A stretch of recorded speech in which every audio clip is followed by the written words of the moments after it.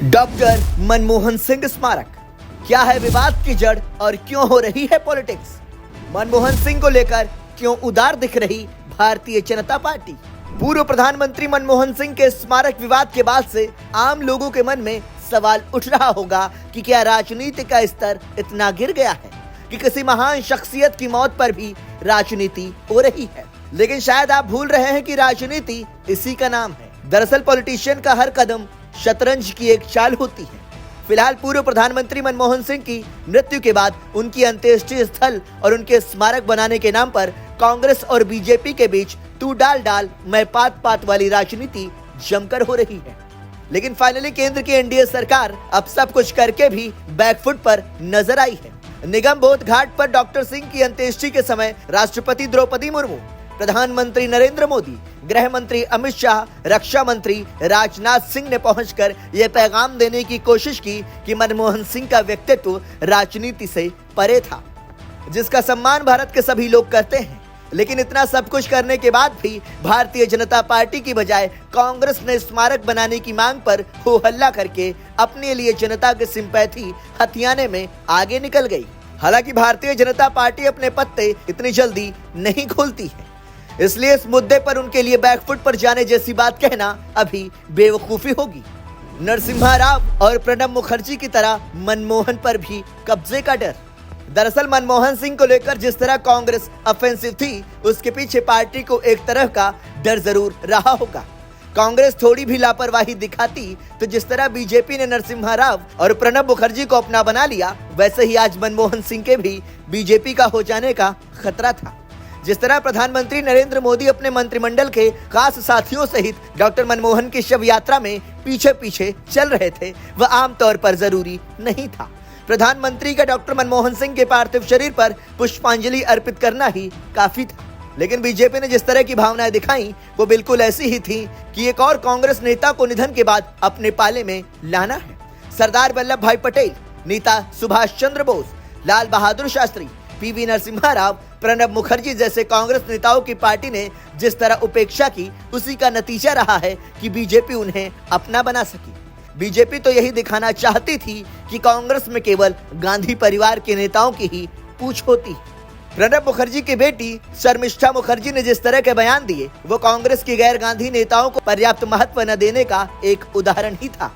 शर्मिष्ठा मुखर्जी ने social media x पर लिखा कि जब बाबा का निधन हुआ था, तब कांग्रेस पार्टी ने शोक जताने के लिए वर्किंग कमेटी की बैठक तक नहीं बुलाई थी।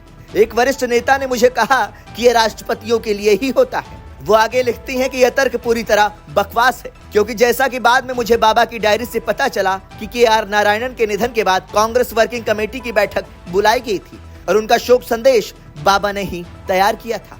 नरसिम्हा राव के भाई ने भी उठाए सवाल। इसी बीच नरसिम्हा राव के भाई का भी बयान आया। पूर्व प्रधानमंत्री नरसिम्हा राव की मृत्यु के बाद उनकी अंत्येष्टि के लिए दिल्ली में जगह नहीं दी गई, ये बातें उनके भाई द्वारा कही गई। उनकी शव यात्रा के समय कांग्रेस मुख्यालय के गेट तक नहीं खोले गए। जाहिर है कि कांग्रेस की ओर से ऐसी गलती मनमोहन सिंह के लिए नहीं की गई। इसके पीछे कहीं न कहीं कांग्रेस का डर था कि मनमोहन भी कहीं निधन के बाद बीजेपी के खेमे में न चले जाएं। वैसे अभी भी बीजेपी मनमोहन सिंह का स्मारक और भारत रत्न की घोषणा करके कांग्रेस से आगे निकल सकती है। मनमोहन सिंह को लेकर क्यों उदार दिख रही भारतीय जनता पार्टी? अब सवाल उठता है कि क्या कारण है कि भारतीय जनता पार्टी मनमोहन सिंह को लेकर इतना उदार दिख रही है। साफ है कि मनमोहन सिंह कांग्रेसी नेता रहे हैं। उसके साथ ही मोदी सरकार के लिए उन्होंने कई तल्ख बयान भी दिए हैं। फिर भी मोदी सरकार ने मनमोहन के लिए जो जेस्चर दिखाया, वो सोच का विषय है। बीते दिनों गृह मंत्रालय ने अपनी एक प्रेस रिलीज में कहा था कि उन्हें पूर्व प्रधानमंत्री मनमोहन सिंह के स्मारक के लिए जगह आवंटित करने का एक निवेदन कांग्रेस अध्यक्ष की तरफ से मिला था। इसके बाद कहा गया कि कैबिनेट मीटिंग के तुरंत बाद गृह मंत्री अमित शाह ने कांग्रेस अध्यक्ष और पूर्व प्रधानमंत्री के परिवार को बताया था कि सरकार स्मारक के लिए जगह देगी। इस बीच उनके अंतिम संस्कार और अन्य रस्म पूरे किए जा सकते हैं, क्योंकि स्मारक के लिए एक ट्रस्ट का निर्माण और जगह का आवंटन किया जाना है। दरअसल प्रधानमंत्री नरेंद्र मोदी और भारतीय जनता पार्टी बहुत कोशिश करके भी पंजाब विजय की स्क्रिप्ट नहीं लिख पा रही है। तमाम कोशिशों के बावजूद पार्टी वहां चौथे नंबर से ऊपर नहीं उठ पा रही है। इसी तरह दिल्ली में भी विधानसभा चुनाव होने वाले हैं और दिल्ली विधानसभा की कई सीटें सिख बाहुल्य सीटें हैं। दिल्ली में लगभग 12% वोट सिख समुदाय के हैं। इसके साथ ही दिल्ली में कई सीटों पर सिख समुदाय काफी महत्वपूर्ण भूमिका निभाता है। दिल्ली की लगभग 9 सीटों पर सिख समुदाय हार जीत का आधार बनते हैं।